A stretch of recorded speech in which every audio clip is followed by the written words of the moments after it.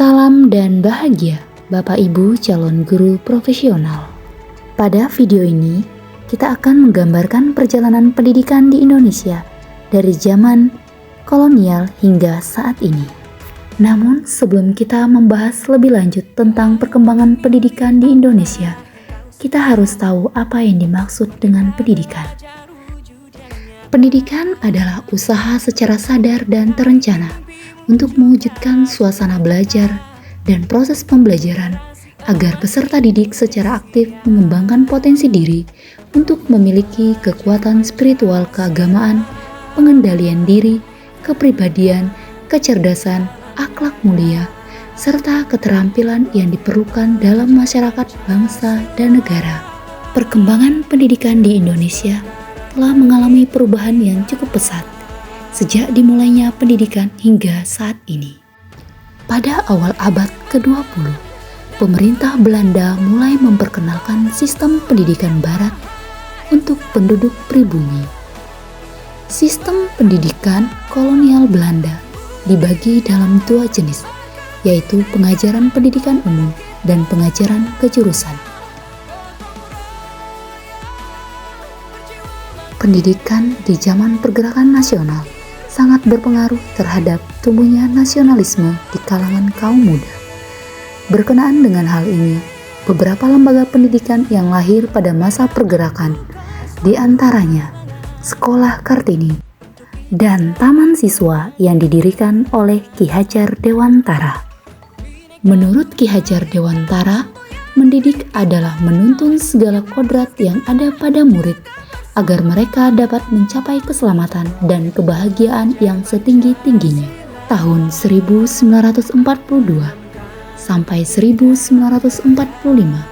sistem pendidikan pada masa kolonial Belanda digantikan. Pijakan pendidikan pada masa kolonial Jepang. Yang pertama, bahasa Indonesia dijadikan bahasa resmi pengantar pendidikan. Yang kedua, masa belajar sekolah dasar selama 6 tahun, sekolah menengah pertama selama 3 tahun, dan sekolah menengah atas selama 3 tahun.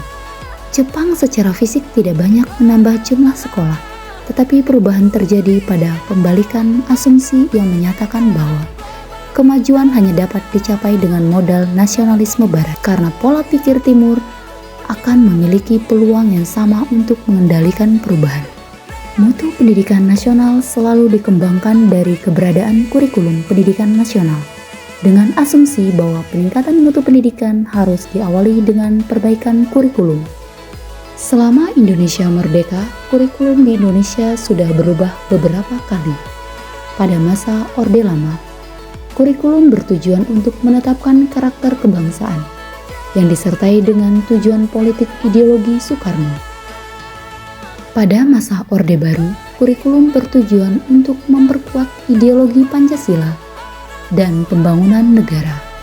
Sedangkan pada masa reformasi terjadi pergantian kurikulum sebanyak 4 kali, yaitu kurikulum 2004, kurikulum 2006, kurikulum 2013, dan kurikulum merdeka yang saat ini ditetapkan di dalam dunia pendidikan di Indonesia. Sejak dikenalnya pendidikan di Indonesia sudah mengalami perubahan hingga saat ini. Hal ini disertai dengan perubahan teknologi yang terjadi di masyarakat Indonesia, khususnya dirasakan pada dunia pendidikan yang memberikan banyak dampak positif terhadap perkembangan pendidikan di Indonesia. Demikian perjalanan pendidikan yang ada di Indonesia dari zaman kolonial hingga saat ini. Atas perhatiannya, saya mengucapkan terima kasih.